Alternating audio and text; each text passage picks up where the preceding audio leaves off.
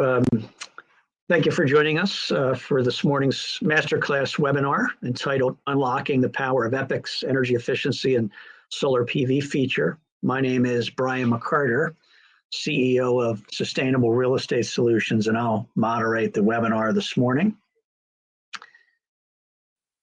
Tracy, you want to go to the next slide? A couple words for those of you who on background on SRS and EPIC, if you're not familiar. For over a decade now, SRS has built a nationwide reputation as administrator of state and local government-sponsored energy efficiency financing programs such as CPACE programs. And in support of these programs, we've collaborated with over 2,600 energy efficiency and solar PV project developers nationwide, and that's led to over $650 million in energy efficiency financing for these types of projects. And that experience provided us the opportunity to conduct technology-enabled technical reviews and analysis on thousands of energy efficiency and solar PV projects, where we collect both project savings and cost data. And that has helped us to develop predictive analytics that help to forecast cost and savings. And that led to the development of EPIC, which is a cloud-based tool that's designed to enable energy efficiency and solar PV firms in real time with minimal inputs to create the business case for energy efficiency investments. Next slide, Tracy. And this morning's presenter will be my colleague, Tracy Phillips. And for over 7 years now, Tracy has been the director of the Colorado CPACE program for SRS, and on behalf of our client, the Colorado Energy Office. And in this role, Tracy uses EPIC to provide technical assistance and streamline the collaboration with the key project stakeholders, including the project and lenders financing these projects. And EPIC has proven a critical tool to help accelerate the project scenario development process, ultimately leading to the optimization of the energy savings, emissions reduction, and financial impacts. And a couple points about the recent market background that drove the investment in these recent EPIC feature enhancements. And I think, as most of you on the call will know, the Inflation Reduction Act recently increased the investment tax credit value from 26% to 30% of a solar PV system's cost. And this increase, along with increasing incentives from utilities on energy efficiency improvements, and specifically including electrification, and also commitments by building owners to reduce their emissions, has spurred a growing focus on the financial and environmental benefits of combining EE and solar PV investments. And as a result, we're certainly hearing increasing building owner questions around the following types of questions, such as what's the upfront investment and operating cost impact to electrify my building?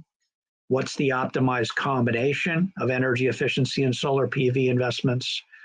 And also, what's the investment to approach or even achieve a net zero emissions outcome for my building? Next slide, Tracy.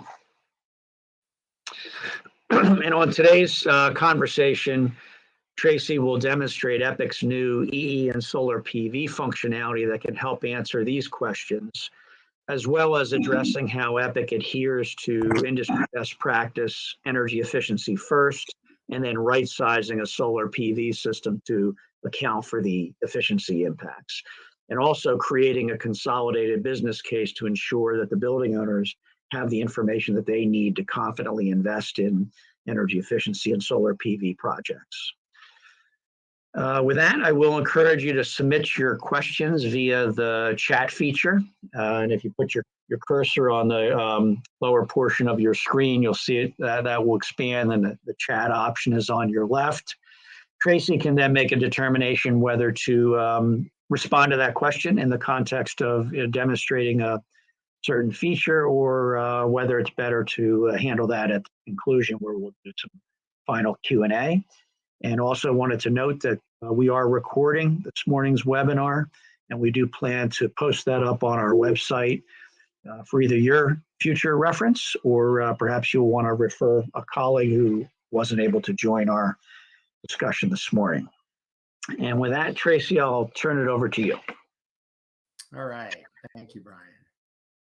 I'm assuming most of you are familiar with the Epic tool. If you haven't experienced it before and need a full demo, definitely reach out to us and we can give you a demo of the tool itself. This will be focusing more on the new functionality that Brian was just talking about, which is the solar PV integrated with energy efficiency for a project. So I'm going to take you through developing a project and show you how the new functionality works. So this is the sort of the first page. When you come into Epic, you'll have a list of projects that you may be working on. Tracy, we still have the slides up. Oh, I'm sorry. All right. Yep. Let me You gotta go to your other screen, I think. Yeah, let me switch. Okay. There we go. You should see the list of projects now. Okay.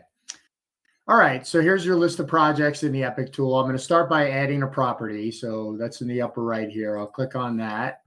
And we start with an address. So I'm going to use a building in Denver. Actually in Greenwood Village, which is right near Denver. And once I have the address in, I hit save. This is going to create a project for us to start working on. So you can see it's been added to the list here. So over on the right is the action button. It looks like a little plug. I click on that and it opens up this scenario screen, which I'll show you in a little bit. We'll add a couple of scenarios that we'll evaluate. But I start with a scenario and I'm going to, it asks if you want to do a single use property or multi-use, like you may have a building with retail on the first floor and multifamily above it, or offices or something like that. Usually you'll do single use. That's what this building is. So I'm going to choose single use. And now I'm in the actual project. I'm going to expand the navigation tree over here on the left. So I'll start with entering my building information. I've got the address already. You can see that Epic's able to access a lot of publicly available data.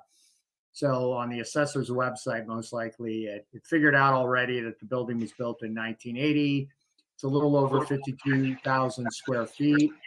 And I'm going to choose the property type. In this case, it's an office building. So I'll scroll down till I get to office. Excuse me. And now I've got my basic information about the building defined. You can see Epic also made an assumption based on the size of the building, the type of building, the year it was built, the location, that it's most likely some kind of DX cooling, some kind of air conditioning, and some kind of natural gas heating. And that is correct. I can always change that if I need to, but in this case, we're looking good. So now I can choose my energy efficiency project type. So I'm going to keep it fairly simple for this demonstration, but we'll say, okay, we're going to replace the heating and cooling. So I'll select those. We'll do the lighting. And now we're going to do the new functionality, the solar PV. So I'll choose that. Before I do my analysis, and this is what I encourage all of you to do, you should go to the key assumptions. So I'm going to click on this. This is where I can update information about the energy costs and energy consumption and some other components of the project. So the first thing I want to do is review the energy costs. The way Epic works is it defaults to the state's average electrical and natural gas costs, which may or may not be what I want. It's usually a good starting point, but you usually want to dial it in, especially for solar PV projects.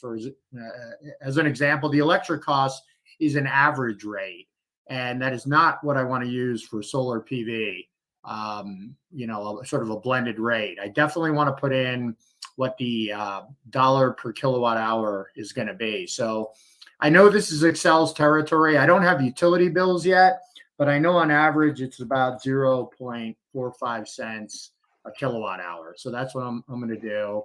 The demand, again, it defaults to, in this case, $15.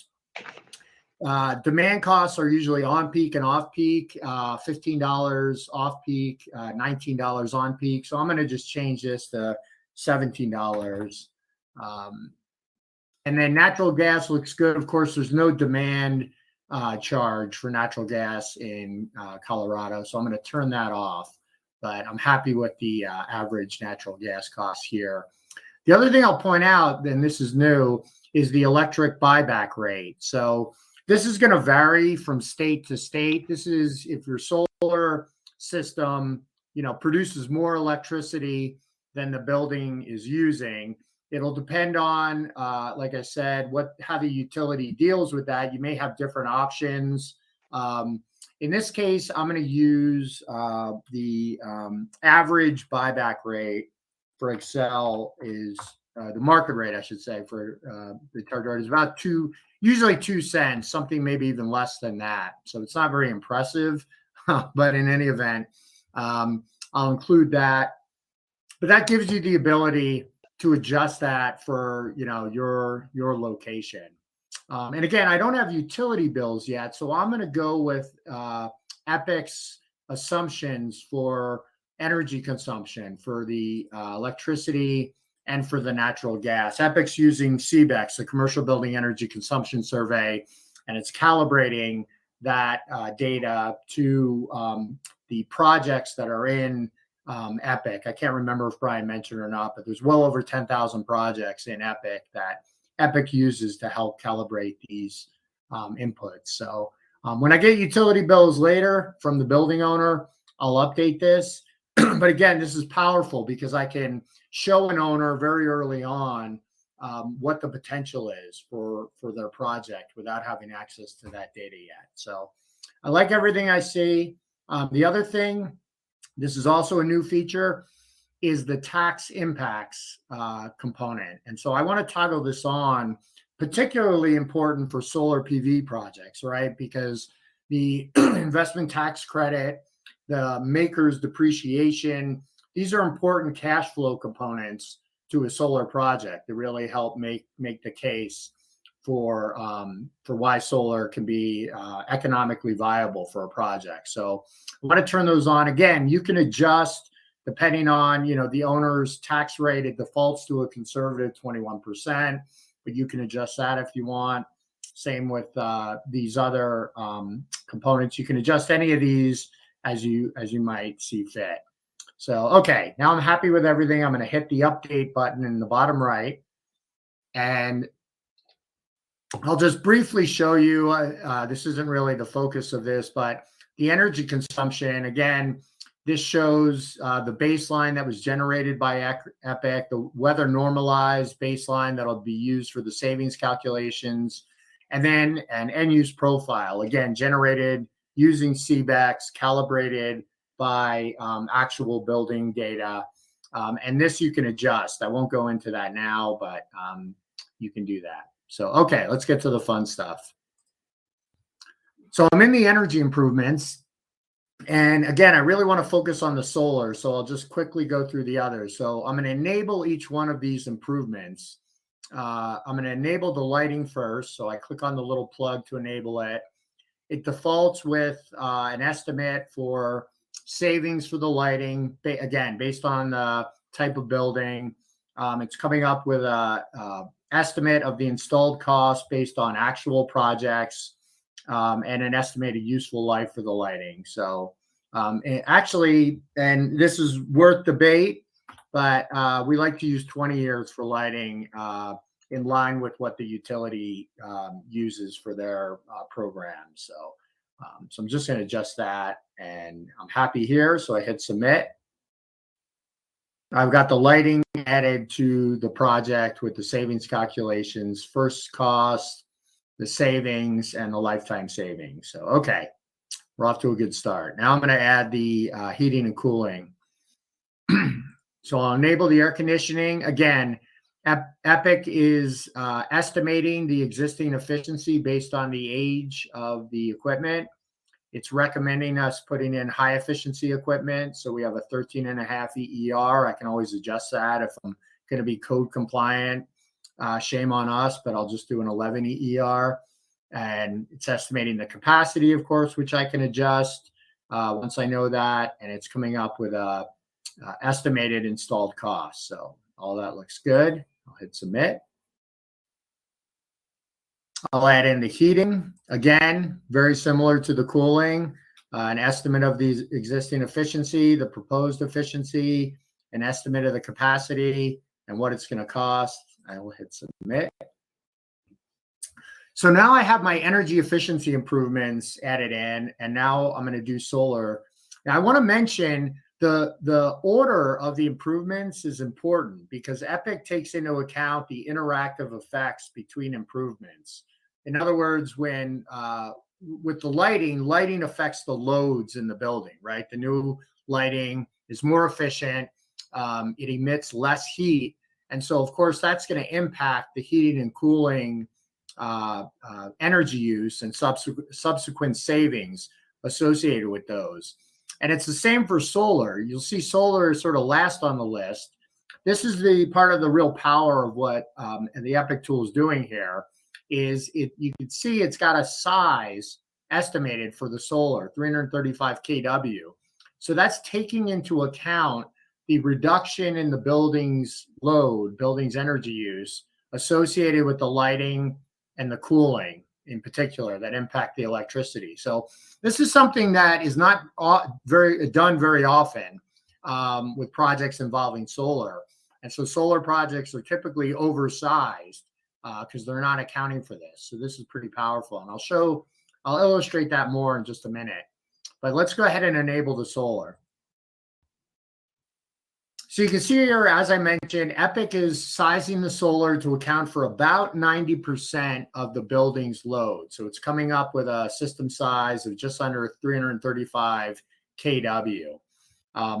It also has, you can see, it's factoring in the investment tax credit at 30%. If you had to adjust this, let's say you were getting bonus credits, and I know it can go all the way up to 70% theoretically, so you can always adjust that if you need to. It's coming up with a net installed cost for the solar PV system based on local costs and the REC. So in this territory where this building is located, Excel has a utility incentive program called Solar Rewards, and they provide 3.75 cents a kilowatt hour over a 20-year period. So again, based on the region that your project is located, you can adjust this to coincide with whatever utility incentives they may have, or you can zero this out if there's no incentives available whatsoever.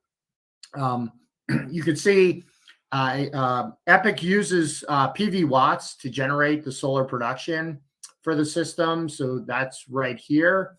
You also have the ability, let's say you're using your own PV watts, right? And you put in some additional information maybe, or you're using Helioscope or something like that.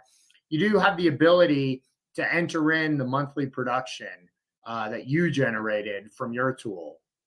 So you can always do that. You can see in that case, then this is grayed out, the annual production. And as you adjust these, this will update. But I'm going to leave it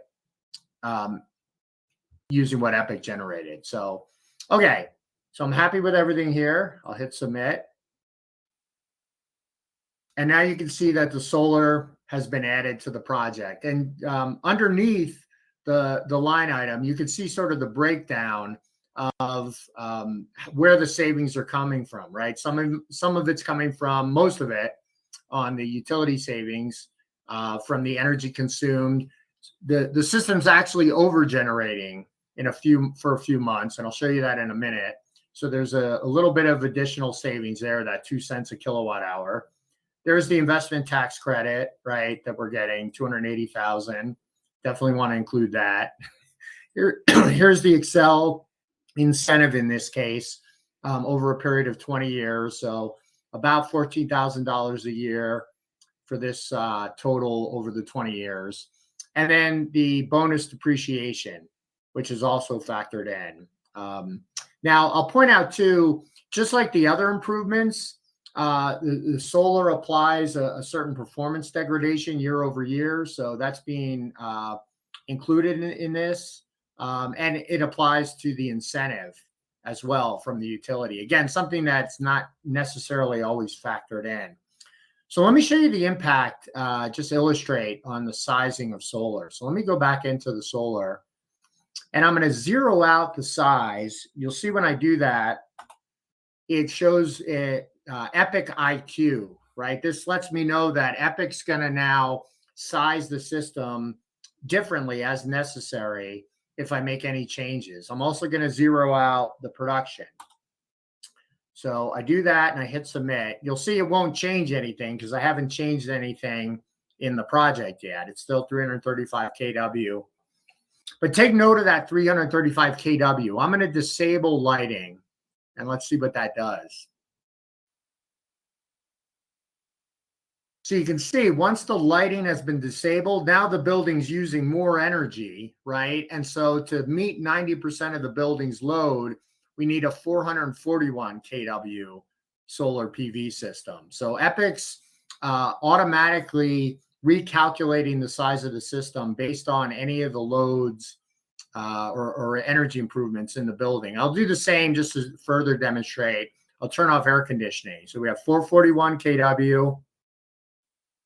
I'll make it, about 464 kW. So, so you can see this is really pretty powerful how Epic can help you right size the solar PV system. So just think if a solar contractor were working in an isolation, they would have sized the system 464 kW, not accounting for the lighting or the air conditioning. So they're creating a system about 130 kW larger than the building is really going to need to meet 90% of its load. So, so this is pretty powerful in my opinion. Okay, Brian, it looks like there's a lot of chat traffic. Are there any questions that we should address? Yep, I'm keeping up with some of them. Josh just asked the question about the logic of the 90% chosen for the Epic IQ default. You want to respond to that, Tracy? Yeah, I mean, well, you could, you could choose anything, I guess, right? You could choose 100% and just meet it. We decided on 90% as a sort of a good fit. It tends to be best practice of most solar contractors that we work with.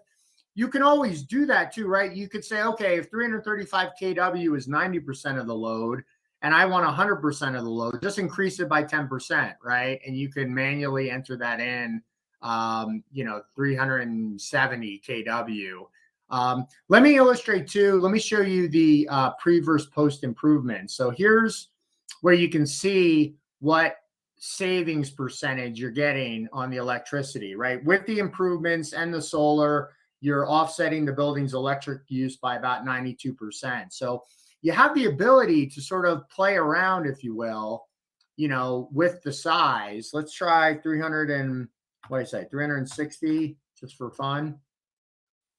I'll hit submit and let's see what that does. Well, it didn't really affect it that much, but you have that ability to sort of, mix and match and mess around with the different improvements until you get sort of a offset. I know Excel allows you to go up to 200% offset. So you can do that. Okay.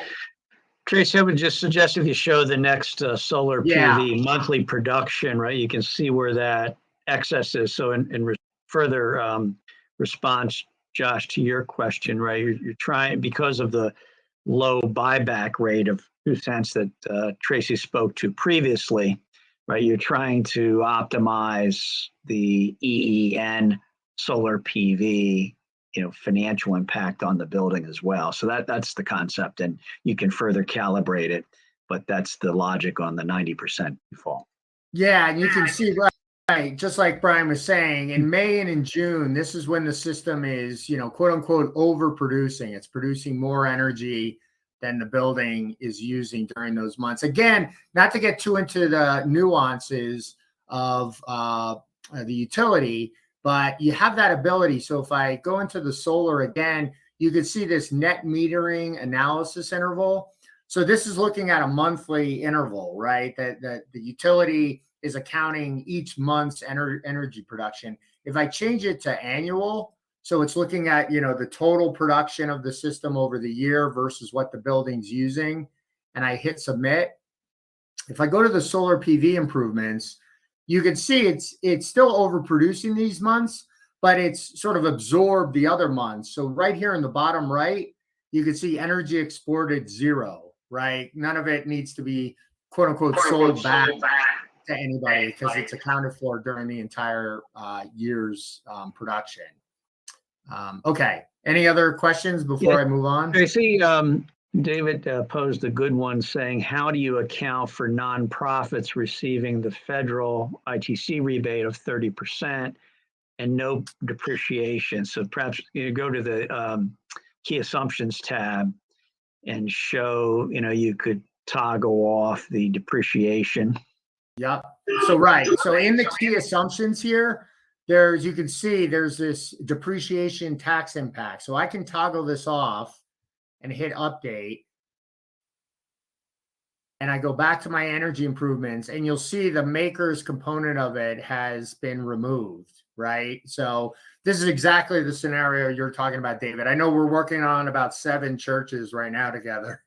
And so, yeah, this is exactly what we would want to do, is just show the investment tax credit, the utility incentive, assuming it's available, and leave out the makers. Let me just show you too, if there is no utility incentive, and again, shame on them, but all right, no incentive. I just zero that out and you'll see now we're just left with the tax credit, right? This is the only cash flow benefit associated with the solar. So you can use that. I'm going to turn it back on because I'm going to show you some other things, but you can adjust those to adapt to your scenario. And I'll put the depreciation back on too. Go back to the full blown and everything's back. Okay, so let me show you, or did we have more questions, Brian? I think that's it for now. I want to come back to Richard's custom improvement in a moment. Okay. And also before you move on from the key assumptions, could you show the cost escalation, the inflation rate? Oh, yeah. Right. So right here, there's Epic defaults to a 3% escalation rate for electricity and for gas. So that's factored in to the cash flows year over year. Again, you can adjust these to whatever you like. If you think it's 5% or whatever it might be, you can adjust that. Okay. All right, so let's move on. I showed you the solar improvements. There's also, just if you're interested too, this other chart regarding how much of the solar production is going to the cooling in the building versus non-cooling, right? How much the solar PV system is able to pick up. So let me go to the funding scenarios. And this in general is a pretty powerful part of the storytelling, right? Because of course, you want them to write you a check and do the self-fund option. But if an owner is looking for financing, Epic allows you to show them what the project's going to look like if you did a bank loan or even C-PACE financing if it's available, right? So I'll go ahead and choose a bank loan, and it gives you sort of typical terms of a bank loan, right? You have to come out of pocket typically around 20%. So you're still putting $290,000 down at closing. Finance it over a 5-year term at 6.25%. And you could show the owner this cash flow table down below, right? So of course, year one in this project savings column, year one's great, right? Because you have the tax credit, you have the depreciation, all of that kind of stuff. So that's That's going to be always a banner year. And then the savings are calculated year over year. Again, factoring in the utility escalation rate and the depreciation, performance degradation, I should say, of the equipment that's in your project. So, and it also accounts for when their end of useful life occurs. Like I put in 20 years for solar, right? You can see how the savings take a pretty big dip once solar drops out. Same for HVAC. The cooling was year 15 was the estimated useful life, and it takes a dip then as well. So all of that's factored in. What the owner cares about right after project savings are what are my payments going to be, right? So in the next column, it shows you, okay, these are what your estimated payments are going to be for a 5-year loan with those terms. And then over on the right is your sort of net cash flow. So you can see, you know, not to be advocating for PACE necessarily, but if I change this to PACE financing, now I'm nothing out of pocket and I'm financing it long term, right? Over a period up to 25 years. One of the kind of, you know, cool things to illustrate to a building owner is, okay, yeah, you're going to be paying more in interest over time because it's a longer finance period and the interest rate's going to be somewhat higher. But if you notice all the way on the right, it's cash flow positive from day one, and it continues to be cash flow positive for quite a while. So, you know, not to say this is the best option, but it has its own advantages, right? That you'll be able to illustrate to a building owner, you know, self-financing versus bank loan versus CPACE loan. And you can do all of this pretty quickly with the Epic tool. So, okay, so that's what I want to talk to you there. Let me go to the project summary.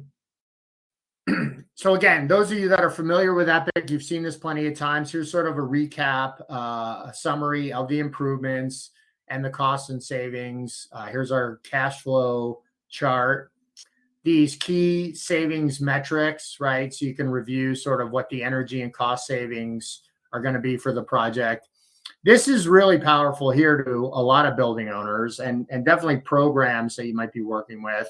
The environmental and societal benefits. So Epic's calculating the impact on emission reduction and, you know, especially again for programs, job years created. So, so that's pretty powerful. And then, of course, it gives you the key financial metrics, sort of a recap, looking at, you know, what would it look like if you self-funded? And of course, I have it on PACE financing. So what does the project look like if I finance it through CPACE? For a lot of PACE programs too, this SIR, I know Peter, who's on, is particularly important for his projects in Texas. The SIR value, you know, needs to be 1 or greater. So this can help you sort of dial in getting to that financial metric that you need. Okay, so let's see. Let's go ahead and look at the report. So when I click on the share PDF, now I have to give this scenario a name because I may create more than one scenario. So I had this as CPACE, so I'll just call it that. I'll call it CPACE financing. I'll hit save. So now it's saving this scenario. And now I have the option to either download the report. That's what I'm going to do. And this is what you'll do quite often. You can also send the report directly to somebody. There's also, for those of you that aren't as familiar with Epic, you have this share scenario with my contact. So this gives you the ability to share this project in Epic with anybody else that has the Epic tool. So, you know, as an example, maybe you're working, you're the solar contractor and you want the HVAC contractor to contribute to their piece of it. So you can share this project with them. They can adjust the model for the HVAC pieces and then share it back with you. Or even, you know, internally, if you want somebody in your organization to review it, you can share it with them and they can access it. You also have the ability, of course, to share it with us, the SRS support staff. So you click on this, we'll get an email. It says Peter is trying to share his project with you. You can access it following this link. and then we can go in and take a look at your project and adjust it. Okay, so let's look at the report. So this is the PDF report. The logo, of course, in the upper right, you can put in your own logo, your own company logo. I have it default to CPACE because that's what I use this for mostly. It starts out, I won't go through a lot of the details of this report because it's really focused on solar, but just as a quick tour, this is the general information about the building. Here's a summary of the project, a chart of the cost savings. Okay. Here's our summary of the improvements, right? So we have our lighting, our cooling and heating, and of course the solar with a breakdown of the different components I showed you before, the tax credit, the utility incentive, and the maker's depreciation, and sort of the percentage of savings compared to the total building's energy use.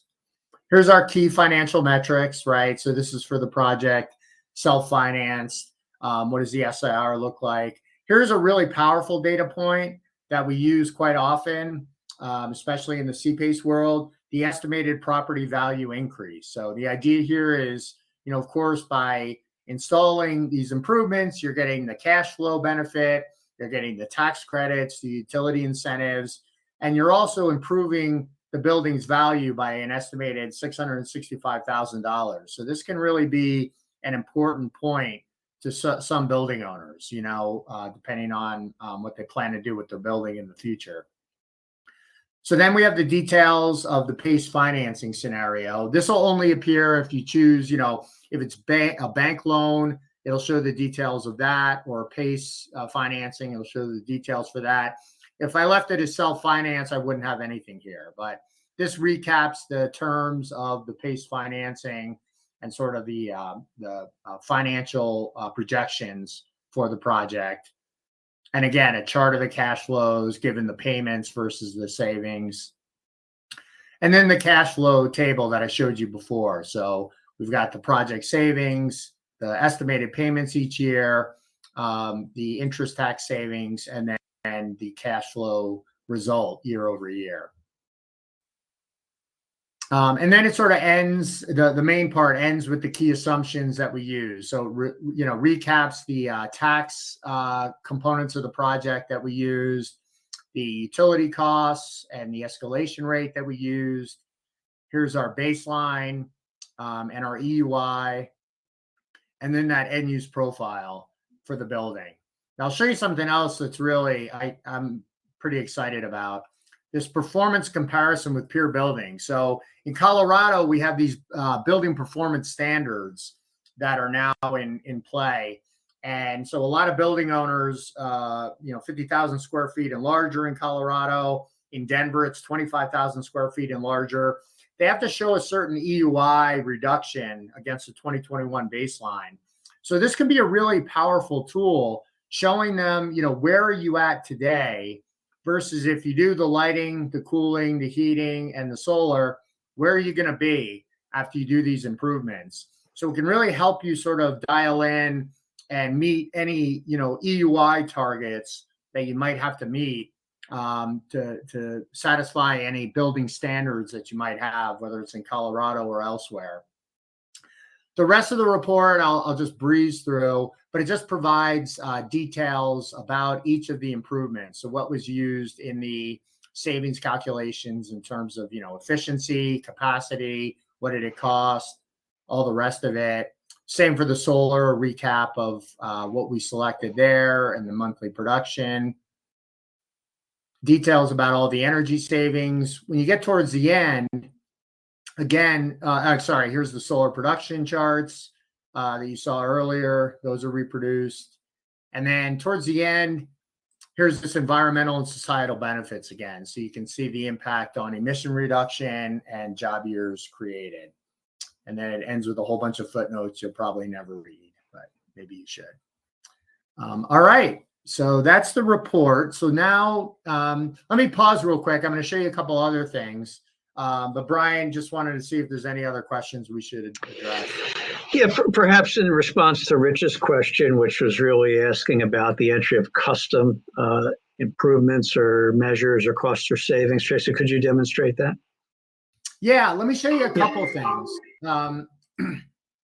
So in the energy improvement section, we have this other improvements or costs. So let me click on that. So this allows you to enter in any energy efficiency improvement that you want to enter that maybe Epic doesn't necessarily handle. Any other renewable energy, right? This used to be what we used for solar before we had this functionality, but you could include a micro hydroelectric system or a wind turbine or anything you want. And then any other additional cost or savings that you can think of. So maybe I'll add 2 in here just as an example. So like for energy efficiency, let's say we're also doing lighting occupancy sensors. So now any custom improvement that you want to include, you'll need to calculate what the estimated costs and savings are going to be for that improvement. So, but once I have that, I can enter it in. So I've got my lighting occupancy sensor for end use impact. You have a choice. It could be either be something, an improvement that affects the entire building, like solar as an example, right? Or in this case, the occupancy sensors are only being applied to the lighting end use. So I'm going to choose that. I say, okay, net installed cost. I'm just going to make up a number. Let's say it's $8,000. And then the savings, again, I have to estimate what those savings are going to be. You know, rule of thumb, 10% on the lighting energy end use. Estimated useful life for the controls, typically for controls are about, I don't know, Anthony could chime in. I'll call it 8 years. And I can put in a performance degradation factor for this as well. I don't know any better, so I'll put in 0.5%. And I'll hit submit. And so now I've got my lighting occupancy sensors added into the project. I can also move. Oh, wait. No, I don't think I can. I'll leave that like that. Okay, that's good.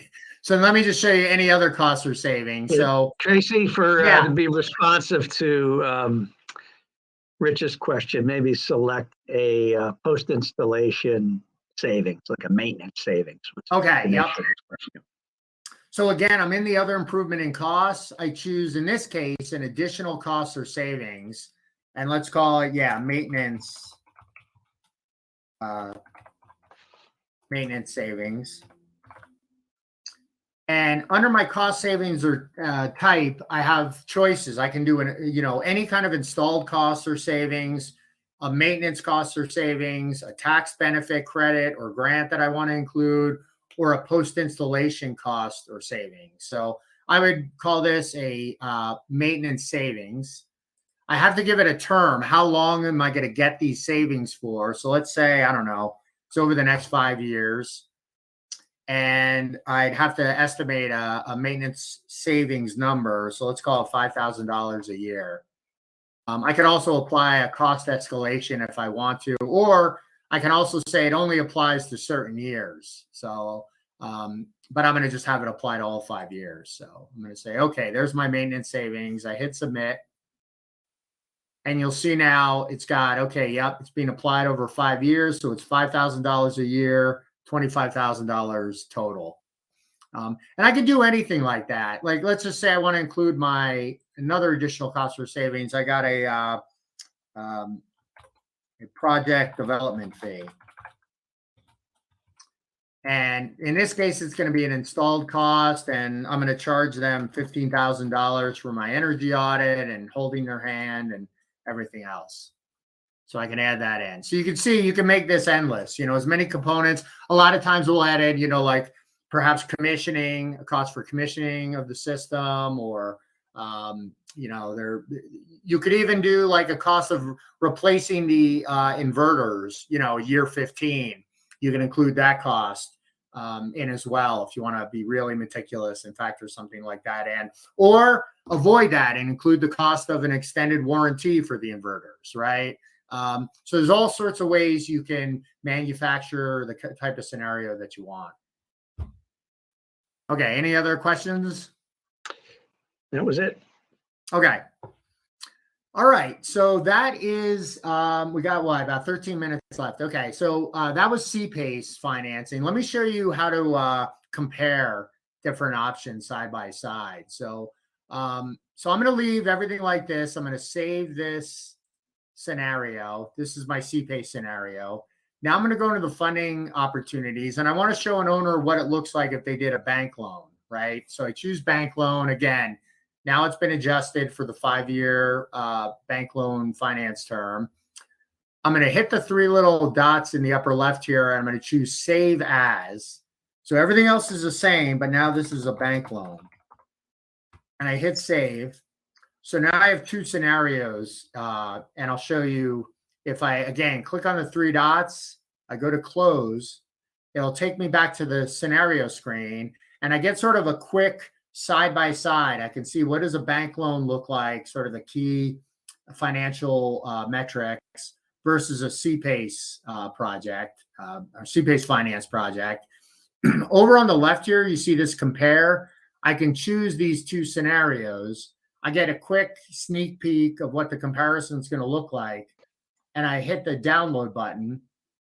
And this is going to generate a scenario comparison report that I'll show you in just a second here. Okay, so there's my report. I'll open this up. So again, this can be a really powerful conversation tool with a building owner. Maybe I have a couple of these scenario comparison reports generated, but I can show them side by side. Okay, here's what a bank loan is going to look like, and here's what a CPACE loan is going to look like. So you can see the savings are, of course, all the same. Project costs are all the same. But then when I get into the finance terms, this is where I'll start to see the difference between the bank loan and the CPACE finance project, and what's the impact on the key financial metrics for these projects. So this is just a good tool to use to sort of, help with the discussion with a building owner. So let me show you something else that's really kind of powerful. So I'm going to go back into the bank loan scenario. So I'll click on the edit scenario info on the right. And this was for replacing the heating and cooling equipment with more efficient equipment, right? But now, the buzzword these days is electrification, right? So let's see what that looks like. So I'm going to, instead of changing out the heating and cooling for like, I'm going to put in a system conversion. And I'm going to choose, to start with, let's maybe take a look at heat pumps. What does the project look like? So I choose heat pumps, and I hit submit. So now I'm converting the entire system from the gas-fired furnace or, a boiler or whatever they have to a heat pump system. So you can see that's replaced the heating and cooling here, and I enable it. And again, Epic is defaulting to, efficiencies based on the age of the equipment. It's estimating the capacity of the system for both the heating and the cooling. I can change any of these defaults. I can change the unit type, from air source to water source. Anything I want to change, I can do that. It gives me an estimate of the cost, just like it does with HVAC. I should say with air conditioning and gas-fired. And I hit submit. But you can see this is pretty powerful. Epic has now adjusted again the solar PV system size based on the increased electrical load produced by the heat pumps, now that they're handling the heating portion, not just the cooling for the building. So again, this is really a robust way of evaluating a project if you're trying to get to net zero, fully electrified, all the rest of it. Epic has that capability to allow you to look at these different scenarios. And so I could save this, let's just say, as heat pumps. And I say, okay, well, that's neat. Let me take a look at, since I'm here, let me take a look at VRF system, sort of the Cadillac of electrification. And so similar to the heat pumps, I can adjust any of the information about the type of VRF system that I'm putting in, or any of the assumptions that Epic's using for efficiencies and capacities, or the cost of the system, but I'm happy with everything. And I hit submit. And again, Epic is accounting for this in the solar PV system sizing. So, and I'll go ahead and save this as VRF. And so if you see, I'll close this. Now I've got all of these scenarios: the VRF, electrification, heat pump electrification, or just the HVAC, like for like, more efficient heating and cooling with a bank loan or a CPACE loan. So the idea here is you can create quite a few scenarios. You're not going to want to show the owner, of course, all the scenarios. You want to probably dial them in and provide them with just a few, so you're not overwhelming them. But the idea here is you have that functionality that you can continue to test out and play with, system types, efficiency types, costs, finance terms, all the rest of it, until you have a nice package for the owner to review. All right. Any other thoughts or questions? Anything you want to add, Brian? No, just I think you've done a good job of the key features, and maybe just open it up to final Q&A. Anyone have any other particular questions or want to revisit any features that Tracy has just shown?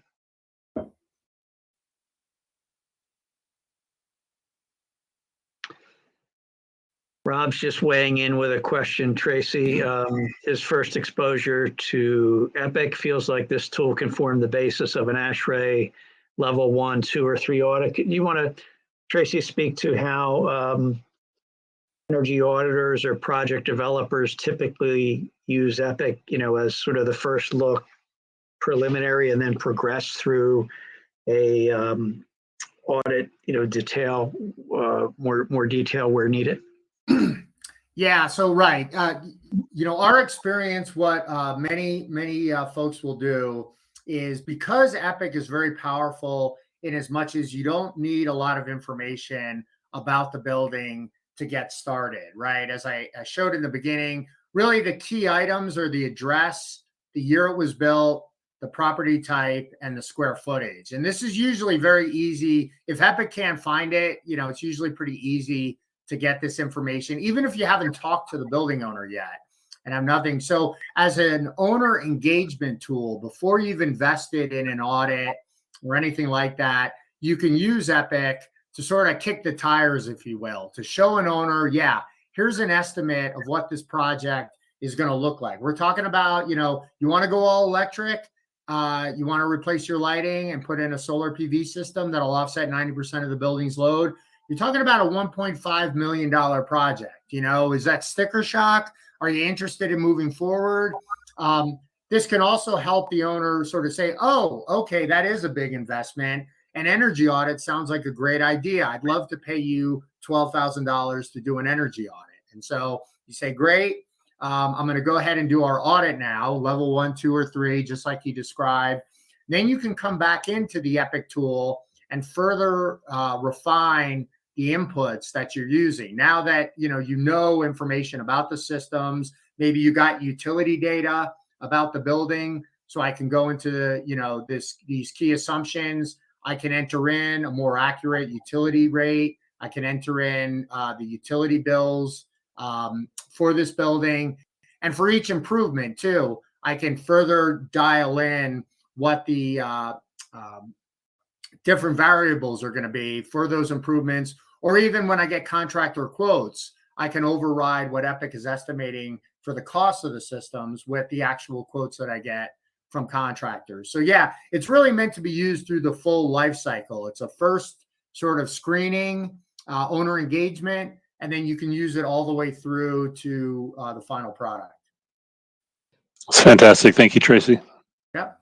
Just one other comment there, Rob, in response to your auditing question. It's not unusual for us to hear of ESCOs that are users of Epic that are often scoping out an energy savings performance contract. Of course, eventually they'll need to get to an investment grade audit, right, in order to have the comfort to guarantee savings.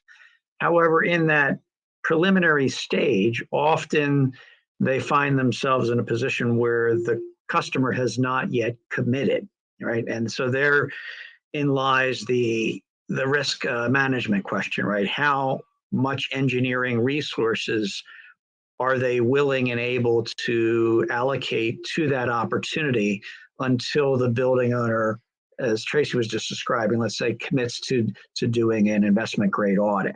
And that's where often we hear from users that Epic is delivering high value to be able to use things like these,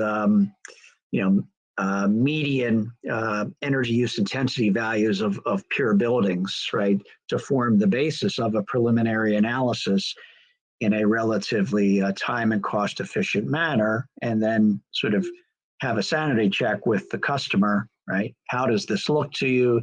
And should we proceed? If you'd like to proceed, here's our proposed scope of work and fee, right? So it's effective in helping to manage that gradual commitment gathering, from the customer to warrant further and further engineering resources. All right. Thank you, Brian. Yep.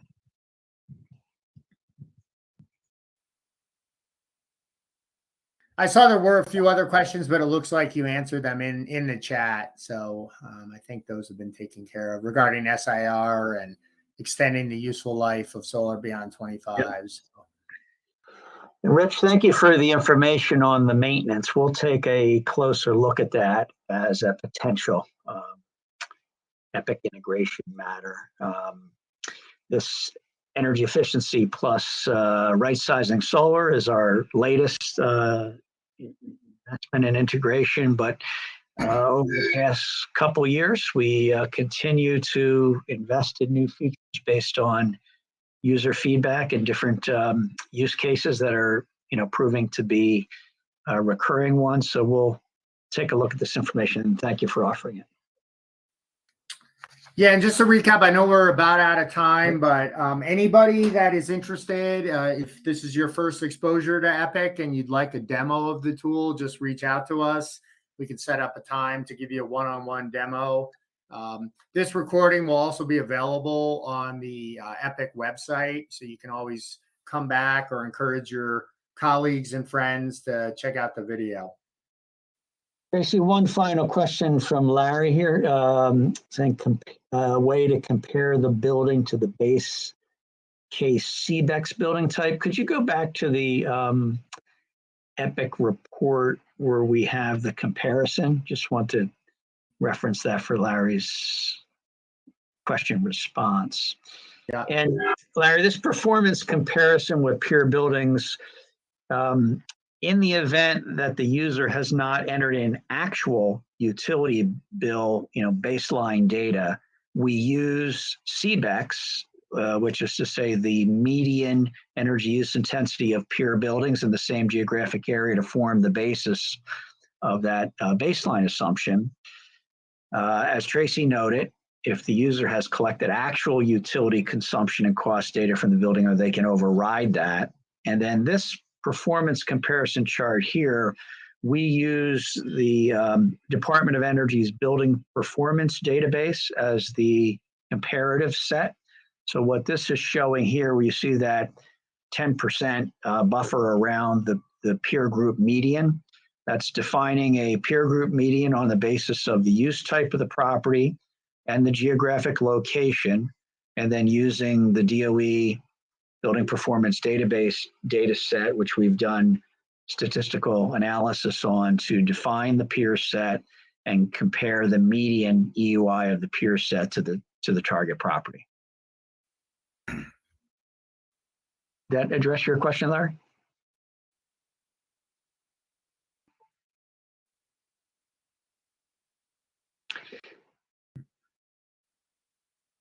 Yep. Yeah. Okay. Well, I think we're at the top of the hour, so we'll end promptly. And just wanted to say thank you for making the time to learn a little bit more about Epic, and specifically this new energy efficiency plus solar PV feature. As Tracy's indicated, if you'd like to have more information or a one-on-one demo, reach back out to us and we can accommodate that with scheduling of a follow-on call. With that, we'll adjourn and have a great rest of your day. Yeah, thanks everybody. Bye.